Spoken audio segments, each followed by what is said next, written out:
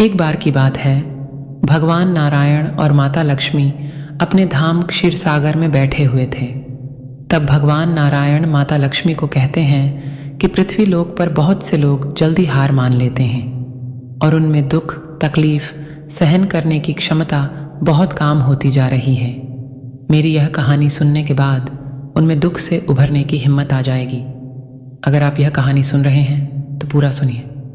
एक दिन प्रकृति आप सबको वह सब कुछ देगी जो आप चाहता हो, इसलिए यह 2 सीखें आपको याद रखनी चाहिए। कर्म करते रहो और एक दिन प्रकृति तुम्हें उस कर्म के फल का आनंद जरूर देगी।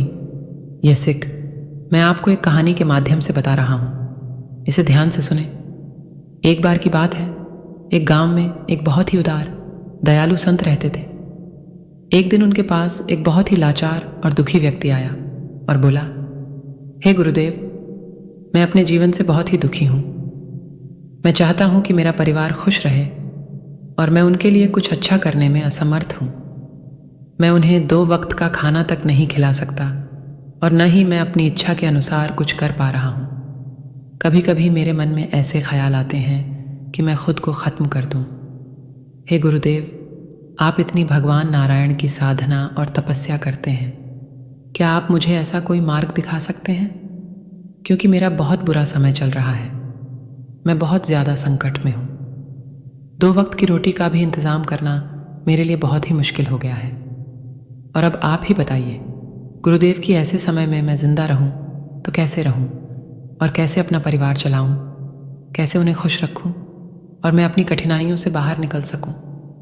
हे गुरुदेव, कृपया करके मुझे कोई साधारण सा तरीका बताने की कृपा करें ताकि मैं आसानी से समझ सकूं, क्योंकि गुरुदेव मैं पढ़ा लिखा नहीं हूं। अगर आप बड़ी बड़ी बातें करेंगे तो मुझे समझ में नहीं आएगा। इसे सुनकर वह संत मुस्कुराते हुए कहते हैं कि क्या तुम मेरा एक काम कर सकते हो? यह सुनकर उस व्यक्ति ने कहा कि जी हाँ गुरुदेव, आप मुझे बताइए कि क्या काम करना है। तभी वह संत सामने की ओर इशारा करते हुए कहते हैं कि उस ऊंची पहाड़ी पर एक कुटिया है और उस कुटिया के पास चींटियों का एक घर है जहां हजारों चींटियां रहती हैं और वह चींटियां उस कुटिया की ज़मीन को ख़राब कर देती, उस मिट्टी की उपजाऊ शक्ति को ख़त्म कर देती हैं, जिसके कारण वहां पर कोई भी पेड़ पौधे या कोई भी घास पनप नहीं पाती। तुम मेरा यह काम करो, उसके बाद मैं तुम्हें तुम्हारे सवालों का जवाब दूंगा। तुम्हें 7 दिन तक रोज़ उस पहाड़ी पर जाना है और उन चींटियों के घर को तोड़कर तहस नहस कर देना है। कुटिया के आसपास जब भी तुम्हें कोई चींटियों का घर दिखे तो उसे वहीं पर तोड़ देना, लेकिन याद रखना कि घर को तोड़ने में कोई भी चींटी मरनी नहीं चाहिए। वह युवक पूरी तरह से समझ गया। वह युवक वहां से चला गया। शायद उसे समझ में नहीं आया था कि वह संत ऐसा क्यों कह रहे थे। यह तो उन चींटियों पर अन्याय होगा, उनका घर तोड़ना और उन्हें नुकसान पहुंचाना। आखिर कौन संत ऐसा करता है? लेकिन फिर भी उस संत की बात मानते हुए वह अगले दिन से ही पहाड़ी पर जाना शुरू कर देता है। जब वह पहले दिन पहाड़ी पर पहुंचता है तो देखता है कि बहुत सारी चींटियां अपना खाना जुटाने में लगी हुई हैं। सभी चींटियां एक लाइन में चल रही हैं और अनाज के छोटे छोटे कणों को उठा उठाकर अपने घर में जमा कर रही हैं। यह देखकर पहले तो उस युवक का मन कमज़ोर पड़ गया। उसने सोचा कि इतनी मेहनत करके वह अपना घर भर रही है और मैं इनके घर को तबाह कर दूंगा तो इनको कितना बुरा लगेगा। लेकिन फिर उसे संत की बात याद आ जाती है और वह उनके घर को तोड़ना शुरू कर देता है। चींटियों में हाहाकार मच गया। चींटियां इधर उधर भागने लगीं। अभी तक जो चींटियां कतार में चल रही थीं वह अब बिखर चुकी थीं और इधर उधर अपनी जान बचाने के लिए भाग रही थीं। थोड़ी ही देर में घर टूट गया। सारी चींटियां इधर उधर छुपने के लिए भाग चुकी थीं। यह करने के बाद वह युवक दुखी मन से वापस अपने घर को लौट गया। उसका मन बहुत परेशान और दुखी था। फिर रात में वह अपने बिस्तर पर लेटे लेटे सोचने लगा कि अब तो उन चींटियों का घर तबाह हो चुका है। अब उसको वहां वापस जाने से क्या फ़र्क पड़ेगा, क्योंकि चींटियों का घर तोड़कर तहस नहस करने के लिए संत ने कहा था, जो मैंने कर दिया है। लेकिन फिर उसने सोचा और अगले दिन फिर वहां जाने का निश्चय किया और अगले दिन सुबह उठकर वहां पहुंच गया। उसने उसी जगह पर पहुंचकर देखा कि चींटियों ने फिर से अपना घर वहीं बना लिया था और अब वह फिर से अपने घर के लिए सामान इकट्ठा करने में जुटी हुई थी। उस आदमी को देखकर लगा कि ये चींटियां कितनी मूर्ख हैं। इनको पता है कि कल ही इनका घर इसी जगह पर तबाह किया गया था और फिर उसी जगह पर इन्होंने अपना नया घर बना लिया। ये सोचकर वह आदमी हंसने लगा, लेकिन फिर से संत की बात याद करते हुए उसने उन चींटियों का घर फिर से तबाह करना शुरू कर दिया। फिर से उन चींटियों में हलचल मच गई और थोड़ी देर में वह चींटियां इधर उधर अपनी जान बचाने के लिए भागने लगीं। कुछ ही देर में उनका घर फिर से नष्ट हो गया और अब वह युवक थोड़ा संतुष्ट महसूस कर रहा था। इस बार मैंने उस घर को बिल्कुल अच्छी तरह से बर्बाद कर दिया है। अब तो यहाँ चींटियां अपना घर बना ही नहीं सकती। इसलिए जाने से पहले उसने उस घर पर ठंडा पानी डाल दिया ताकि चींटियां वहाँ अपना घर न बना सकें। और इस तरह अपना कार्य पूरा करके वह युवक फिर से अपने घर लौट आया। उस रात सोते समय वह फिर से उसी विचार में पड़ गया कि क्या संत ऐसा कराकर सही कर रहे हैं? क्या किसी का घर तबाह करना किसी संत को शोभा देता है? क्या होगा अगर वह संत सिद्ध पुरुष हो ही ना? क्या होगा अगर वह मुझे बेवकूफ़ बना रहे हो? लेकिन फिर उसने निश्चय किया कि मैं अपने काम को पहले पूरा कर लेता हूँ और उसके बाद ही पता चलेगा कि वह संत मुझसे ऐसा क्यों करवा रहे हैं। और यही सोचकर वह रात में सो जाता। अगले दिन सुबह उठकर फिर से उसी पहाड़ी की ओर निकल जाता। पहाड़ी पर फिर वह उसी जगह पर पहुंचता है जहां पर उसने चींटियों के घर को तबाह किया था और वह यह देखकर खुश हो जाता है कि वहां पर कोई भी घर नहीं था। सारी चींटियां वहां से भाग चुकी थीं। अब उसने समझा कि मुझे रोज़ यहाँ जाने की आवश्यकता नहीं है, क्योंकि चींटियों ने तो अपना घर बदल लिया है और संत ने मुझे 7 दिन के लिए बोला था। लेकिन आज तो तीसरा ही दिन, अब बाकी के 4 दिन वापस आने की क्या ज़रूरत नहीं है। और इसी सोच में उसने निर्णय किया कि अब वह सीधे संत के पास जाएगा और उन्हें सभी बातें बता देगा। जब वह वापस उस पहाड़ी से संत की ओर बढ़ने लगा, तब उसकी नज़र एक और घर पर पड़ी जो कि चींटियों ने ही बनाया था और अब वह चींटियां नए घर में बस गई थीं।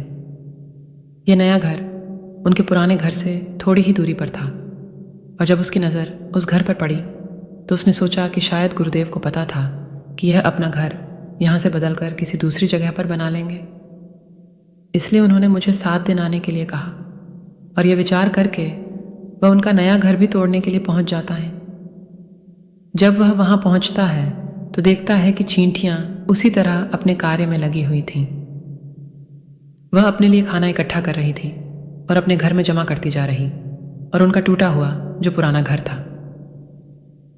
वहां अनाज के कुछ कण थे तो चींटियां वहां से भी अनाज इकट्ठा करके वापस अपने नए घर में ला रही थीं।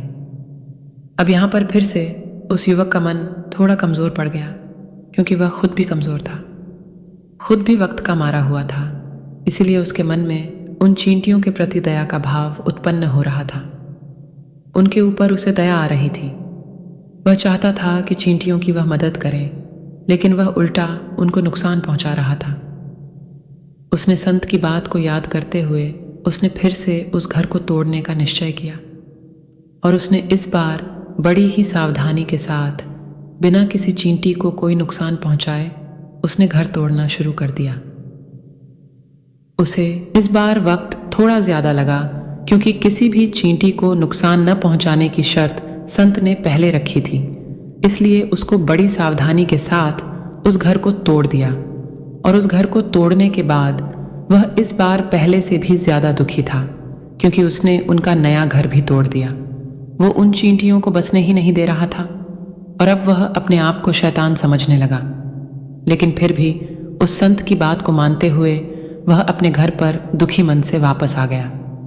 रात में सोने से पहले एक बार उसने फिर से सोचा कि मैं कितना बड़ा शैतान हूँ, कितना बड़ा दानव हूँ। पुराना घर तो छोड़ो, उनका नया घर भी तोड़ दिया। मैं उन चींटियों को कहीं भी बसने नहीं दे रहा हूँ। चींटियाँ मेरे बारे में क्या सोचती होगी, वो कितनी धिक्कारती होगी। लेकिन फिर भी उसने अगले दिन जाने का निश्चय किया और अगले दिन सुबह सुबह वह फिर से वहां पहुंच गया। वह यह देखकर फिर से आश्चर्यचकित रह गया इस बार चींटियों ने एक और नई जगह पर अपना घर बनाया। वह पहले से भी ज्यादा ऊर्जा के साथ काम कर रही थी और उन्होंने एक रात में ही पहले से भी बड़ा घर बना दिया और अब वह फिर से अपना अनाज इकट्ठा करने में लगी हुई थी। ये देखकर वह आदमी सोचने लगा कि ये चींटियां किस मिट्टी की बनी हैं। मैं इनको बार बार यहाँ से भगाने की कोशिश कर रहा हूँ और ये यहीं पर अपना घर बना लेती है। क्या इनको पता नहीं है कि मैं इन्हें यहाँ पर कभी भी बसने नहीं दूंगा?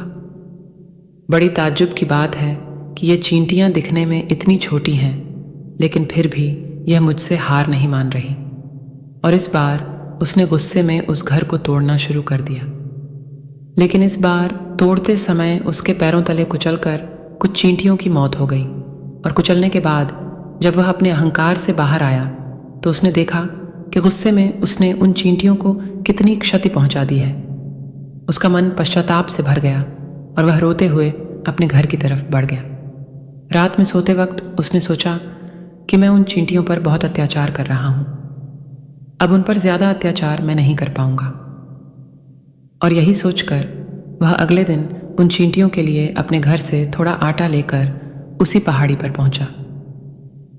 आज उसके मन में उन चींटियों के प्रति श्रद्धा का भाव और दया का भाव उत्पन्न हुआ था।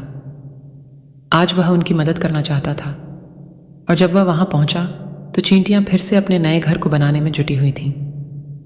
उसने बड़ी ही करुणा के साथ उन चींटियों को अपना लाया हुआ आटा खिलाया और अगले 3 दिनों तक वह ऐसा ही करता रहा। अब वह रोज सुबह जाता और उन चींटियों को अपने हाथों से आटा खिलाता।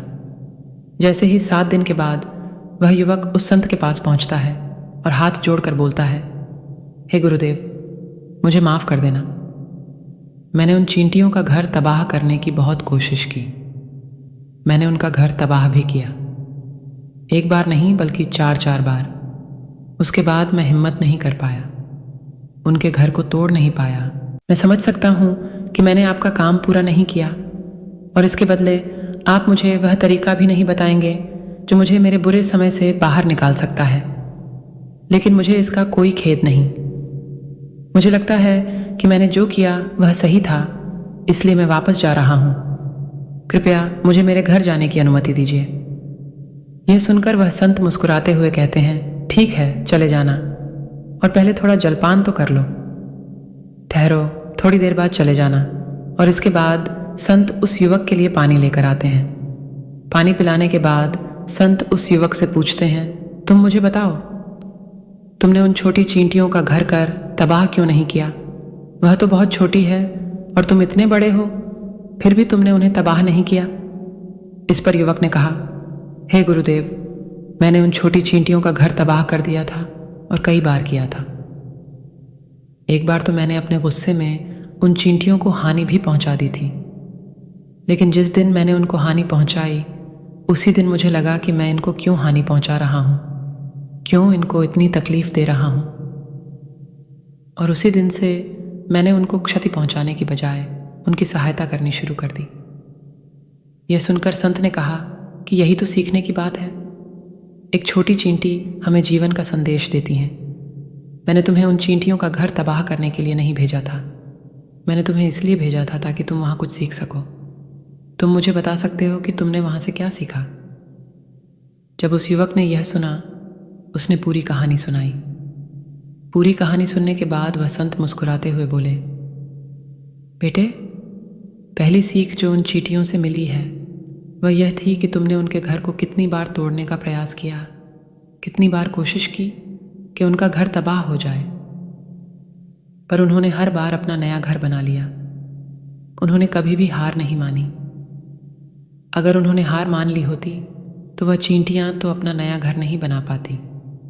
और हम मनुष्य तभी टूट जाते हैं जब हम हार मान लेते हैं और फिर जीवन में प्रयास ही नहीं करते।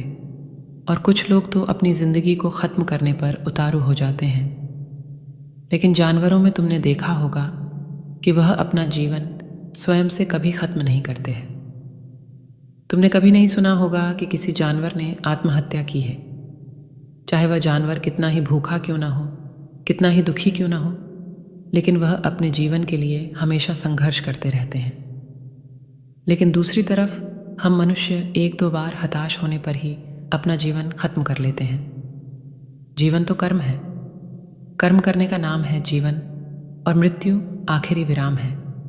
इसलिए मृत्यु से पहले कर्म करना कभी मत छोड़ना, क्योंकि मृत्यु के बाद तो तुम क्या ही कर पाओगे। तो उससे पहले कर्म करना क्यों छोड़ रहे हो, क्यों हार मान रहे हो? अगर तुम्हारा एक घर टूट गया है तो दूसरा घर बनाने का प्रयास करो, कोशिश करो, और कोशिश करने वालों की कभी हार नहीं होती। यह बात तुम उन छोटी चींटियों को देखकर समझ चुके हो। देखने में तुमसे कितनी छोटी है चींटियां, और तुम इतने बड़े हो, लेकिन उनका मन तुम्हारे मन से इतना बड़ा है कि इतनी बार घर टूटने पर भी उन्हें चींटियों ने कभी हार नहीं मानी थी। दूसरी सीख यह थी कि जब भी हमारे ऊपर बुरा समय आता है, हमें लगता है कि यह समय कभी नहीं जाएगा, यह समय मेरे जीवन को बर्बाद कर देगा, मुझे कभी जीने नहीं देगा। और अपने इन विचारों से, जिनका कोई अस्तित्व नहीं है, वो सिर्फ विचार है, और वही विचार हमारे मन को दुखी कर देते हैं। इसलिए हम प्रयास करना भी छोड़ देते हैं। लेकिन सोचो, हमें बार बार प्रकृति से नुकसान होता है, लेकिन हमें यह भी देखना चाहिए कि इसका अंत कब तक होगा। हम अगर बार बार नए प्रयासों का आदान प्रदान करते रहेंगे तो प्रकृति भी हमारा साथ देगी। एक दिन वह हमारे लिए दया से भर जाएगी और हमें सब कुछ देने को तैयार हो जाएगी, जिसका हमने कभी सोचा भी नहीं था। तुमने देखा है कि तुमने पहले वह चींटियों को हानि पहुंचाने के लिए क्या क्या किया, परंतु बाद में तुमने उन्हें खाना खिलाया और उनकी मदद की। क्या यह इसलिए हुआ क्योंकि तुमने देखा कि वे कभी हार नहीं मानती थीं? इसी तरह अगर तुम भी कभी हार नहीं मानेंगे तो एक दिन प्रकृति भी तुम्हें वह सब कुछ देगी जो तुम चाहते हो। इसलिए भगवान नारायण कहते हैं, कभी हार नहीं मानो, सिर्फ कर्म करते रहो, बस करते रहो। इतना कहकर भगवान नारायण इस कहानी का समापन करते हैं। इस कहानी को बोलते समय कोई त्रुटि हुई हो तो मैं क्षमा चाहती हूँ। तो दोस्तों, उम्मीद करते हैं कि हमारी आज की कहानी आपको पसंद आई होगी। आपसे निवेदन है कि वीडियो को लाइक करें, इससे हम मोटिवेट होते हैं और हमें प्रेरणा मिलती है। साथ साथ इसे अपने मित्रों और सगे संबंधियों के साथ शेयर अवश्य करें। ऐसी ही और भी धार्मिक और आध्यात्मिक जानकारियां और कहानियों के लिए सब्सक्राइब करें हमारे YouTube चैनल को, और कमेंट बॉक्स में जय लक्ष्मी नारायण लिखकर भगवान को याद जरूर कर लीजिए। फिलहाल आज के लिए बस इतना ही। अब इजाजत दें। आपका बहुत बहुत शुक्रिया। जय श्री कृष्ण।